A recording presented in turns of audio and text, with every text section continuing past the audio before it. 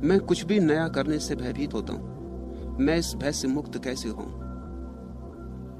नया सदा ही भयभीत करता है, अपरिचित डराता है।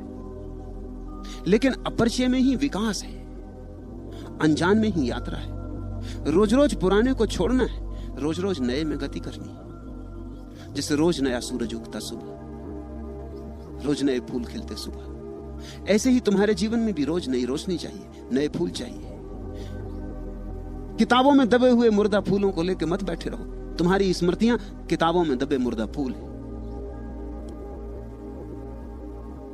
अतीत के साथ मत उलझे रहो, सुविधापूर्ण है।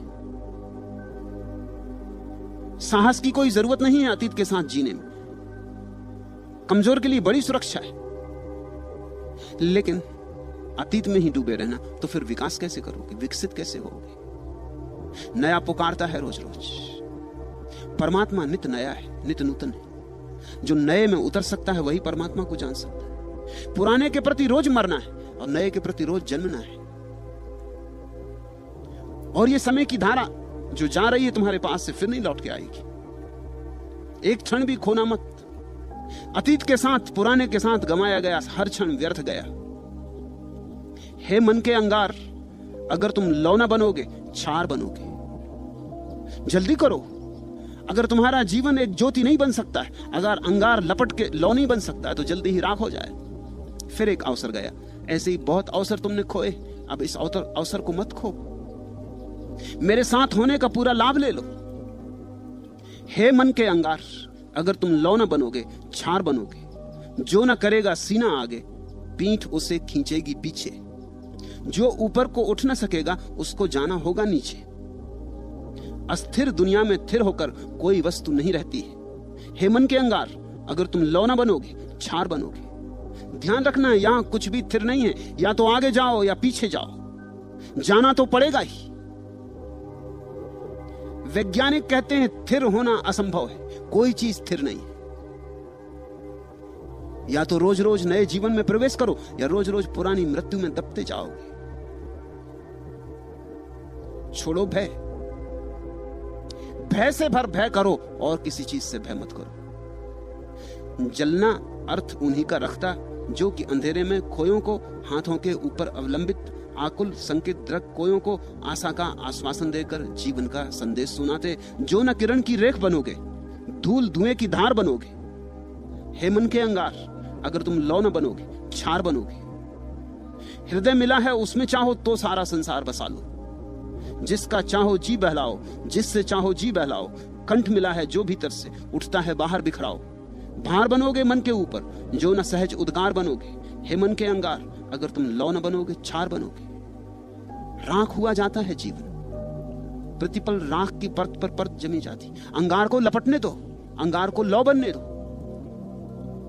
नए का भय क्या, नया तो जीवन है। नए का भय क्या, नया तो परमात्मा है। लेकिन बहुत लोग राख होने में सुविधा पाते, बहुत लोग मरने के पहले मर जाते, बहुत लोग ऐसे जीते हैं जैसे कब्र में हो। खोलो द्वार दरवाजे मन के। परमात्मा रोज दस्तक देता है, उसकी दस्तक सुनो। नए के साथ जाने में ही तुम्हारा विकास है। नए के साथ ही तुम आकाश में उड़ सकोगे। भूलें होंगी और वही कारण है डर का। हर एक आदमी को यह समझाया गया है बचपन से, भूले मत करना। उसके कारण भय पैदा हो गया कहीं भूल ना हो जाए। पुराने काम में भूल नहीं होती क्योंकि जाना माना है। वही वही तुम करते रहते हो, करते ही रहे हो, वही वही करते रहते हो, भूल नहीं होती। एक बात तय होती कि भूल नहीं होती, मगर सबसे बड़ी भूल हो गई कि तुम मुर्दा हो गए, तुम जिंदा ना रहे। मैं तुमसे कहता हूं, भूलों से भय मत खाओ। भूलें करने वाले ही जीवन में कुछ सीख पाते। एक ही बात याद रहे, वही भूल बार बार ना हो। नई भूल रोज करो, नई भूल इजाद करो, जाग के भूल करो, ताकि भूल से कुछ सीख लो और भूल का कुछ परिणाम हो जाए। भूल तो पीछे छूट जाएगी, लेकिन भूल से सीखी जो बात तुमने, उसकी सुगंध तुम्हारे साथ सदा रह जाएगी। भूलें करके ही तो आदमी सीखता है। परसों एक जर्मन सन्यासी ने मुझसे पूछा, ईसाइयों की कहानी है। एक बाप के दो बेटे थे। दोनों बेटे आपस में बड़े विपरीत थे। बड़ा बेटा तो बड़ा पुरातनपंथी, रूढ़ग्रस्त। छोटा बेटा बड़ा बगावती, विद्रोही। दोनों में पंथी भी नहीं थी। बड़ा बेटा तो लीक लीक चलता, लकीर लकीर चलता, लक्ष्मण रेखा के बाहर कभी ना जाता।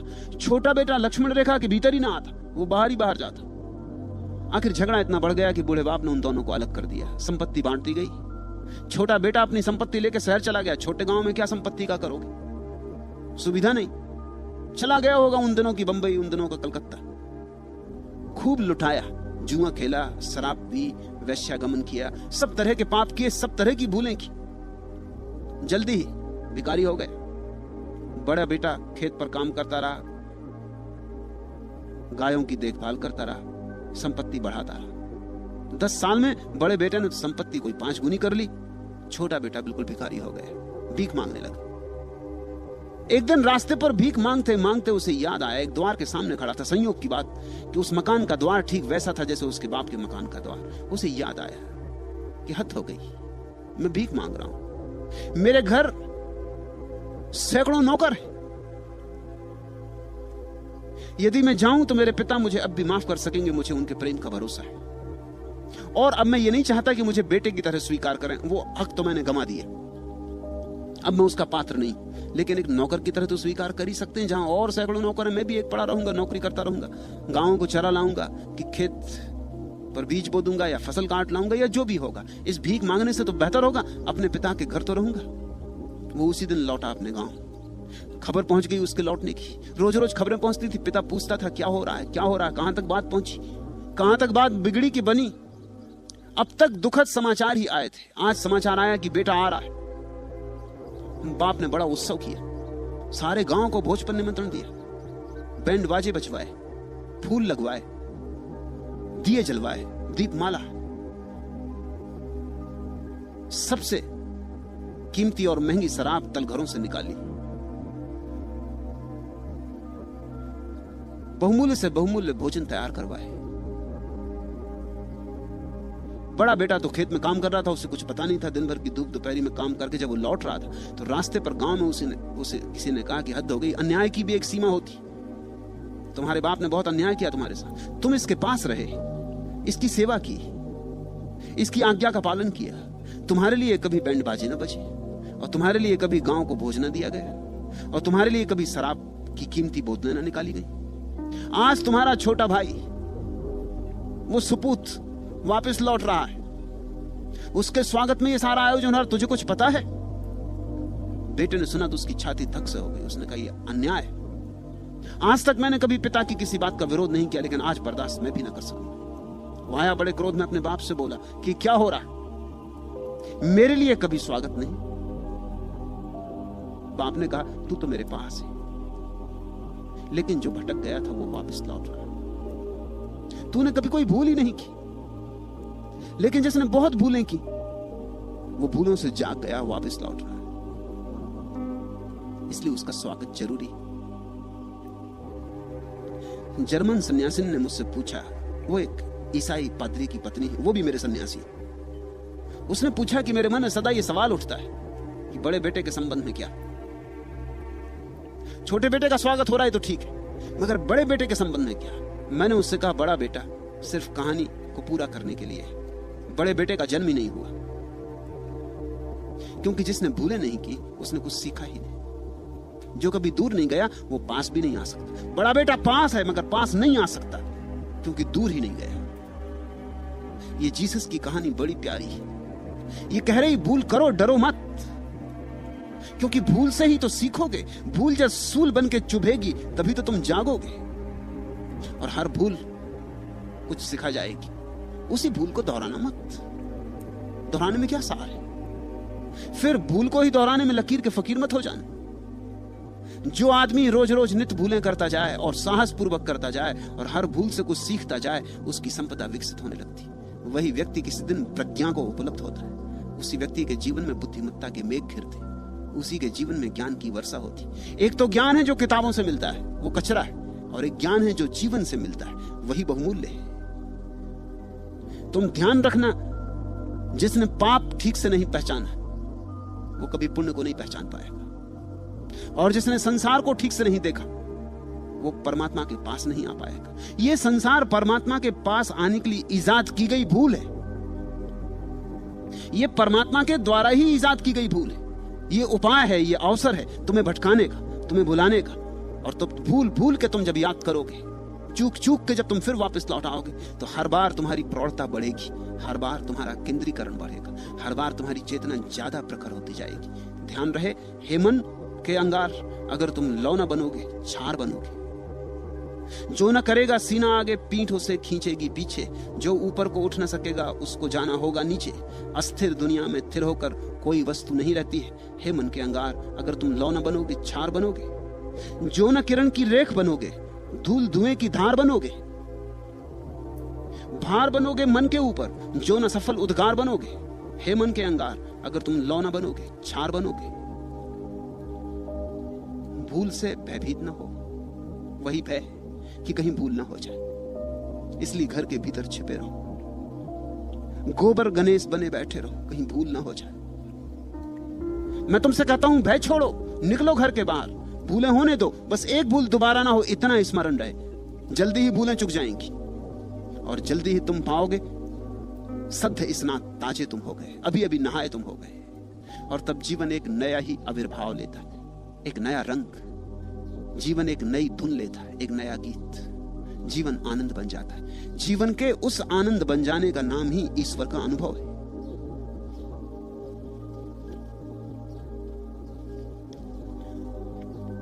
भूल और भूल और भूल, सूल और सूल और सूल, और सब तरह से चुभा हुआ आदमी, और सब तरफ से चेष्टा करके हार गया आदमी, सब तरफ से अपने अहंकार को सिद्ध करने की यात्रा में चला आदमी, और सिद्ध नहीं कर पाया, विफल हो गया।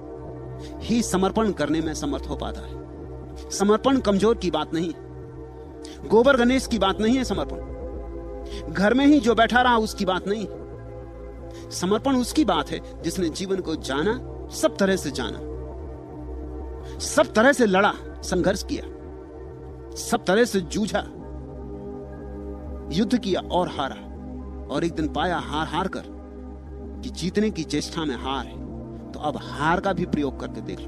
अब अपने से हार जाऊं, और तभी जीत फलित होती। एक तरफ साने खुदी मानिए इजहार भी है, जब ते गम दिल की नजाकत मगर बार भी है। लुत्फ दोनों से उठाते हैं उठाने वाले। जिंदगी निकहते गुल भी है, खल से खार भी है, फूल भी है और कांटा भी। जिंदगी निकहते गुल भी, खल से खार भी है, लुत्फ दोनों से उठाते हैं उठाने वाले। लेकिन जो जानता है वो दोनों से ही रस ले लेता, दोनों का ही मजा ले लेता, दोनों का स्वाद ले लेता है। एक तरफ साने खुदी माने इजहार भी है, जब्ते गम दिल की नजाकत पे मगर बार भी है। लुत्फ दोनों से उठाते हैं उठाने वाले। जिंदगी निकहते गुल भी, खल से खार भी है। मुनसिर हौसलिए दिल पे साबुत कदमी, ज़ादे शौक तो आसान भी है, दुश्वार भी है। खुद को खोया है तो पाई है मोहब्बत तेरी। जिंदगी में यह मेरी जीत भी है, हार भी। जीवन का परम विरोधाभास यही है कि वहां जो जीतने की चेष्टा करता है, करते करते हार जाता है। सब महत्वाकांक्षाएं विचलित हो जाती, सब आशाएं एक न एक दिन राख होकर गिर पड़ती। उस दिन एक नया प्रयोग जीवन में उठता है। अब हार के देख लूं, अब स्वेच्छा से हार के देख लूं, वही समर्पण है और उसी हार में जीत है। वाण विद्ध मरालसा में आ गिरा हूं अब तुम्हारी ही शरण में।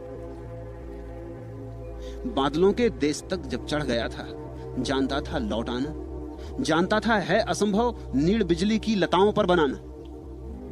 मैं गगन को भूमि की आकांक्षाएं कुछ बताना चाहता था।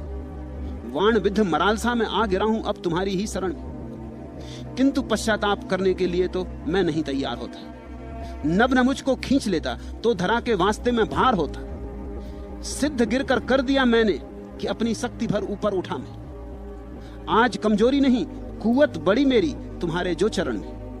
वाण विद्ध मरालसा में आ गिरा हूं अब तुम्हारी ही शरण में। कामना मेरी बड़ी मुझसे कि उससे मैं बड़ा यह जानना था। आदमी के तन नहीं मन हौसले का, कद मुझे पहचानना था। रेख लोहू की लगाकर आ रहा हूं मैं अधर की मेखला पर, शक्ति अंबर में परीक्षित, भक्ति की लूंगा परीक्षा मैं धरणी में, वाण विद्ध मरालसा में आ गिरा हूं अब तुम्हारी ही शरण में। उड़ो जितने दूर तक उड़ सको, जाओ जितने दूर परमात्मा से जा सको, एक दिन गिरोगे। वाण विद्ध मरालसा में आ गिरा हूं अब तुम्हारी ही शरण। और तब गिरने का मजा और, जो गया ही नहीं उसके गिरने में बल नहीं होता, जो लड़ा ही नहीं उसकी हार में जीवन नहीं होता, जो पास ही बैठा रहा वो पास हो ही नहीं सकता। पास होने के लिए दूर जाना अनिवार्य है। बाण विद्ध मरालसा में आ गिरा हूं अब तुम्हारी ही शरण। बादलों के देश तक जब चढ़ गया था, जानता था लौट आना, जानता था है असंभव नीड़ बिजली की लताओं पर बनाना। साफ है कि इस जगत में कोई घर नहीं बना सकता, और साफ है कि बिजली की लताओं पर नीड़ बनाने कोई जाएगा तो हारेगा। बादलों के देश तक जब चढ़ गया था, जानता था लौट आना, लौटना भी पता था, लेकिन तब तक क्या लौटना जब तक आगे जाने की सुविधा हो। लौटना तो तभी सार्थक होता है जब आगे जाने का उपाय ही न रहा। आखिरी सीमा तक अहंकार जाता है तो ही टूटता है, गिरता है, समर्पित होता है। जानता था है असंभव नीड़ बिजली की लताओं पर बनाना, कौन नहीं जानता। पानी पर रेखाएं खींच रहे हैं, कागज की नावें तैरा रहे हैं, लेकिन तैराना जरूरी है। वे नावें डूबे तो हमें अनुभव, वे लकीरें मिटे तो हमें पता चले। मैं गगन को भूमि की आकांक्षाएं कुछ बताना चाहता था।